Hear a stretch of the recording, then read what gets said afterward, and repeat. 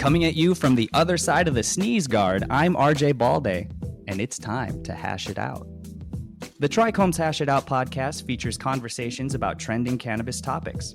We also bring in industry insiders and influencers to discuss their point of view. Today, as part of Convo 19, a special TRICHOMES series, I'll be talking to Arend Richard, co-founder of Theweedtube, about how the coronavirus has affected the world of digital business and content creation, and what adaptive measures have been taken to mitigate the effects of the pandemic.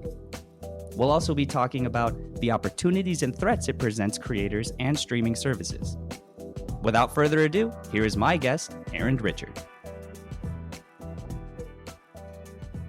All right, today I am joined by Arend Richard, co-founder of the cannabis-centered video and entertainment platform Theweedtube.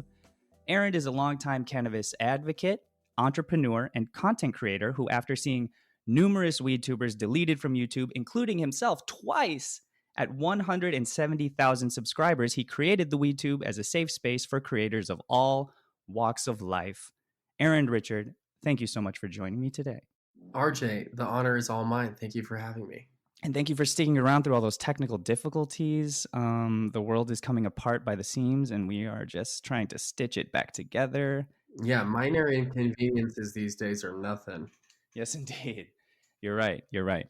So it's been a couple weeks since self-quarantine was encouraged. I think, has it been a couple weeks? I'm losing track. Yeah, I think this coming Sunday will be 14 days from when the president announced it. How are you? How's your family? How are your loved ones? How are your pets? Yeah, in general, everything's great. Cabin fever definitely starting to set in a little bit. Just, I was going to say trapped. Trapped is a horrible word. I am quarantined with two other people who I get along with quite well. But even still, there's little, it's not even like fights or anything. It's just like little microaggressions, people getting territorial of their space and their time and stuff. So that's definitely something we're starting to see, and just a little bit of loopiness. I thought about shaving my head yesterday, and someone online told me, yeah, that is definitely the cabin fever getting to you. But overall good. My beard has been getting longer while I've been contemplating shaving my head. So Yeah, it's all upside down, to be honest. it's all upside down. Yeah. No, I really wanted to shave my head yesterday, and then I got talked out of it. But like my hair, the lady who cuts my hair, who has been one amazing woman for the past 7 years, has cut my hair. She's out. Her salon is closed for 2 months, and I'm not letting anybody else touch it. So I'm either gonna come out in 2 months with a giant mullet, or it's gonna be shaved. We're excited for it. We can't wait. We can't wait to see how you emerge from this quarantine. I can't wait to see. It's anyone's guess, really. I'm stoked. I know. Oh, it's a toss-up. It's really a toss-up. We're all going to show up like cavemen once we have walked out, once we step out of our caves into the sunlight. I'm very lucky to have an amazing backyard in Colorado. So spending lots of time in the sunlight. That's nice. That's nice. You got to soak up that vitamin D as much as possible. No doubt. So we're here mostly to talk about COVID-19, because I don't know if you've heard of it. It's this novel coronavirus sweeping the nation. Yes, I have heard of it. Yeah. So while many industries have begun to suffer due to pandemic closings and business turndowns, Forbes actually reported that a 70% increase was seen in internet usage, and a 12% increase was seen just in streaming alone. You reported on March 26th via a tweet that views on the Theweedtube had nearly tripled.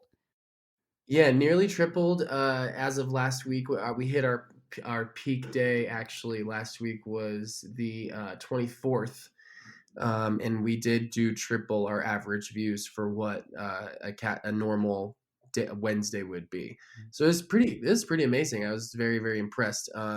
It's kind of a catch-22 though, because while we are definitely accelerating in the user department and the views department, there is this new issue of all of the companies we would normally work with to run advertising on our site, because being a cannabis-based site where unable to plug into any of the existing advertising structures out there in the world. Like most people, when they start up a website, they just go plug in, Google Ads or something like that to their site so they can start earning money. They don't really have to do any of the work. It's just all there set up for them.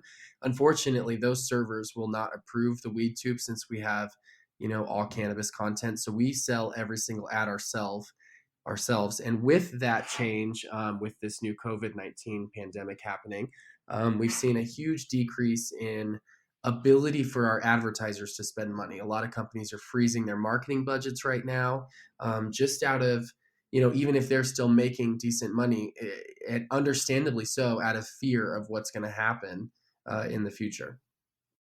So what kind of specific sort of apprehensions have those companies been bringing to you? What changes have you had to make in interacting with these companies and setting up that business relationship?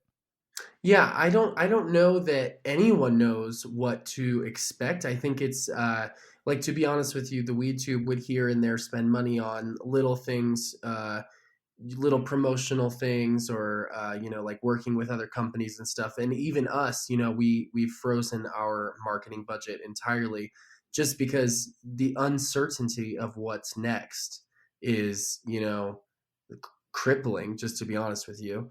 So I don't think that there really is an answer out there for like what is going to change and how it's going to change and when it's going to change. I think everybody's just kind of on pause. It's kind of like I was talking to my investor this morning, literally, and he said the world is just in a deer in the headlights phase right now. But it has opened up new opportunities for us to work with those companies, because for me, even if you can't, spend money with the Theweedtube, I think that this time is such an interesting time for business. There's a lot of room to learn from, the processes that we had before, switching to a new process now. So I think either way, even if you can't like spend money with us, I still want to communicate with other companies and know how they've been affected and what sort of changes they're seeing. So I think maybe it's less marketing and spending money right now and more community being brought together in the business world right now. Or at least that's what I'm trying to facilitate. Sure. And now that you've seen the numbers coming in, that views on the Theweedtube are starting to triple, they're starting to, really surge. Why do you think that is, and where in that do you find an opportunity for new avenues of growth? Yeah, it's definitely due to people being stuck inside a lot more. Um, and it's one of those really tough things too, because once all of this started ramping up, RJ, you've worked with me on projects with the Theweedtube before, and you Sure. know firsthand that like a month ago, I had this huge plan for the Theweedtube. We were going to start updating the app to version 2.0. We were going to overhaul a bunch of stuff, because we were starting to see a nice little traffic increase before the pandemic occurred. And with that little increase, I said, okay, maybe what it's time to do is level up to a new level. That way, once we grow significantly, the foundation that these people are using is a better foundation than what's available right at this second. And those plans, more than ever right now, would be plans to carry out. Like, now is the time to come out with a version 2.0. Now is the time to add live streaming onto the platform. But at the same time, it's a catch 22, because the investors have, and there's no shame in this, because it's probably what I would do if I was in their position. They've frozen their funds as well. They don't want to spend large amounts of money right now committing to something because of the uncertainty of it. It's like I read this awesome book. It's called Sapiens. It kind of goes through the entire history of humanity. I recommend everybody read it. It's a very good book. And one of the quotes from the book is, "The stock market is a reflection of humanity's hope in the future." Wow, that's deep. Do you know who the author is?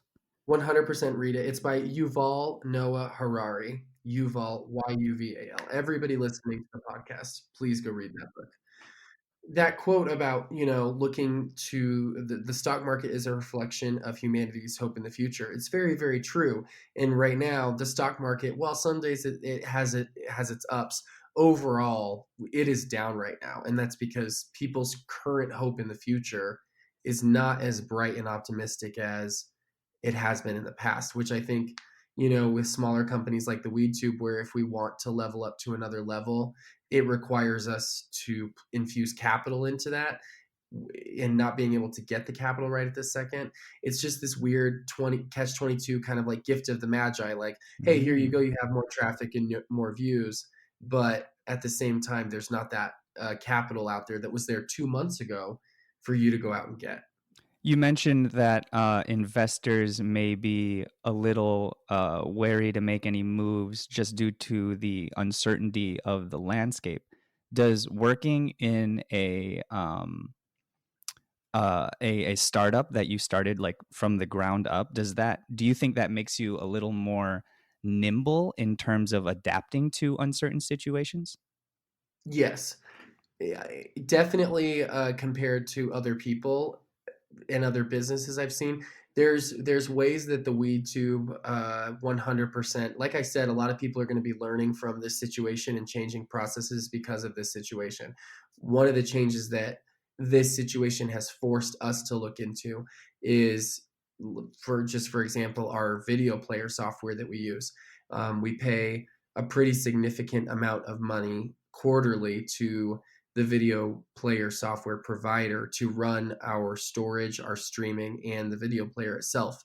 Um, if it had not been for this COVID-19 situation and for, you know, a lack in capital coming in, we might not have looked at other options for uh, more cost-effective services for that video player service. And now that we're discovering a possibility of, you know, like literally 10x cheaper providers for the same service, that never would have come about if we weren't in this situation. It maybe would have, but in a different way down the line. Yeah, it is kind of forcing everybody to make adaptations to their life, whether that be good or bad. It is forcing companies and individuals alike to be to challenge their perception of reality and routine, and to remain, you know, on your toes, Right. and to realize that not anything is certain, really. um, That's life, man. You know, this crazy world that we live in. You know, yeah, at first it was kind of hard to believe. I feel like at some points that this was happening, you know, and at first maybe I hate to say it, for some people was even a little fun, like, oh, we get 2 weeks off work, and now that we're in a reality where people are looking at, you know, June 1st, maybe we can start talking to each other again. I think it's starting to really sink into people, and the change is major, and people are definitely going to have to make changes in their own personal lives as well as in their businesses to survive the coming future. Now, you've made it a point to support small and local businesses with the WeTube, whether that be through advertisements or affiliates or partnerships. Why in this time is that particularly important for you to do? Yeah, that's always been super important to me. Thank you for pointing that out, RJ. I really appreciate it. um, you know, when it comes to industries like the cannabis industry, you can either play with the big boys or you can play with the community. And I've always thought it is super important to play with the community rather than playing with the bigger names out there in the industry. You don't want to put your eggs into, say, one giant basket where you're just one little egg in a giant basket. You want to be one of a bunch of eggs in several baskets. And I don't know if that makes sense, but basically what I'm saying is, now in this time, a lot of these bigger companies in the cannabis industry they're going to see the biggest hit from this. And it's these smaller local small businesses within the cannabis industry. And I want to clarify too, they're not just small businesses. It's like this faction of the cannabis industry that knows that today in 2020, we're doing 1/10 of what we will be doing when legalization hits nationwide and worldwide. When those big legalizations happen federally and sweeping across, you know, multiple countries, we will be doing 10 times the business that we're doing today. And a lot of these businesses know that. Some businesses go out and get overly funded in the beginning, and these are the big guys we're talking about, to be a national brand already. These smaller cannabis businesses, we're just waiting and we're surviving until that moment when the switch is flipped and cannabis becomes part of the mainstream. And then that's when we all get together and we go out and take over everything. It's more important now with the impact of COVID-19 on the industry for these small businesses to stick together more than ever, because we need each other's support. You know what I mean? Of course. Yeah. It's all about, and I think that goes back to what you stated was your personal credo when you decided to create the Theweedtube, was you were building you were building a platform, but it was a platform focused on building community. And Right. I'm glad that you have carried that with you. You never lost sight of that, and I think that's great. Well, thank you, RJ. I'll be honest with you. We are in 2020. One of my main practices is not, for the first 2 years of the Theweedtube, we really focused on the community, and the community is still the most important part of the website. But we are pushing a little bit trajectory wise towards 50% business, 50% community, because we are also a business. So it's an interesting dynamic to bring into that world, like merging the two. I think we're very, very lucky and privileged to be able to be a community and a business. And even though that focus was mostly on the community for the first couple of years, I think it's going to be a beautiful thing for the community as a whole to see the business also develop and thrive in the future. Now, being a primarily digitally based company certainly does not exempt you from having to make adjustments to adapt to the state of the country and the world right now. So, what changes have you had to make to your workflow process, to your staffing, or your operations, if anything? Yeah, so we are a very heavy telecommuting business as it is, but prior to COVID hitting the country and social distancing, I had two team members that were, in the office with me every single day, and we would be working on things together. And since COVID-19, we've, everyone works from home completely now, which maybe in the long run, people get a little bit more work done. We all like to have a little fun together when we're all together. So maybe in the long run, it's for the best. But I really do long for the days when we are all physically working together again. Um, as far as staffing goes, we've actually given a promotion during this time, which is pretty amazing. Um, I I personally have put on leave someone on my own personal team that was helping me with like in office stuff. But that person's job is still there as soon as this is all over, and we're open to helping that person throughout it too, because it's not an easy thing to have to furlough, being the term. It's not an easy thing to have to furlough a team member. I've seen other cannabis companies that have had to furlough 20 plus people. And the day that I had to furlough that one person, it was heartbreaking for me. So I can't, yeah, my sympathy goes out to the other companies who have had to make that tough decision in this time.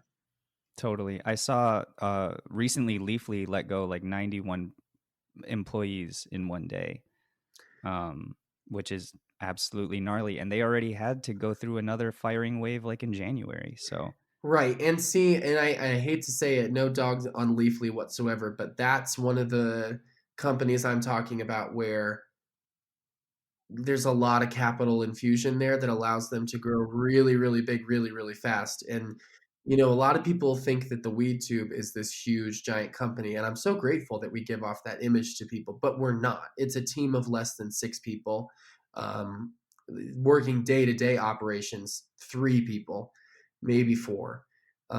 So that's that big business versus small business cannabis representation. And maybe if they hadn't gone and gotten so much larger than necessary and they had just chosen to like organically do that, it would have been a little different. But that's why I'm glad that when, with the Weedtube, a year ago, right when we were about to launch the app, we had lots of offers from lots of investors and people who wanted to come be part of it. And if we had done that, we wouldn't be surviving today. Now, in your opinion, would you say this is a good time to be a content creator or to become a content creator? Yes, 100%.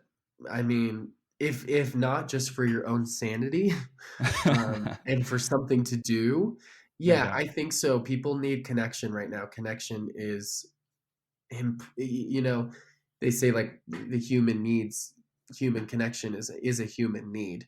And in this time when we're all have to be separate from each other, as hard as it is and as not fun as it is, it's what the world needs right now. Mm, So finding other ways to connect with each other that doesn't include being in the same room as each other is beautiful. no doubt. Now, can we okay, if you don't want to talk about this yet, we can cut this out. But Okay. can we talk about the news? I know you haven't come out with it publicly yet. Uh-huh. Which news? But the news about you and your position at the Weedtube and Oh, how it's evolving yet again. well, no, RJ, we still got to keep that one under wraps. Okay, David, can you cut this part, please? No, I'd David, you appreciate it. can leave it in. David, you can leave it in. And listeners, just know that, In suspense. yeah, we'll see. Stay tuned to the Weedtube for special announcements. Yeah, it's that balance of community and business again. You know what I mean? And if you're a community member of the WeedTube and you're listening to this and you want said announcement, maybe ask yourself what you can do to deserve said announcement. Ooh, I love that. Was an Uncle Sam moment of you. Very much so. That's not what I can do for the WeedTube, but what you can do for the WeedTube. I love it. I love it. That's I could feel it. I could see you pointing in a poster already with a big top hat on with the stars and stripes. Okay, so it's now April, so happy 420 to you. Happy 420, RJ. Happy 420 the whole month. Yes.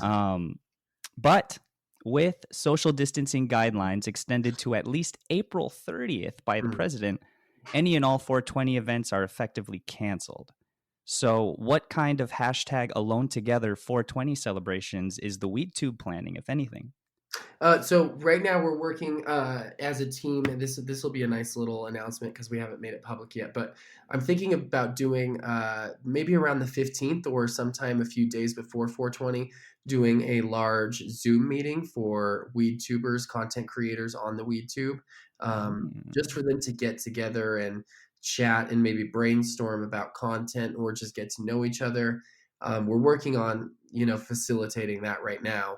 And then as far as 420 goes in a digital way, the Weedtube is just going to have a massive amount of uploads that day, with people making amazing content to keep people at home entertained. That is very exciting. I'm excited to hear about that. And I will certainly be there.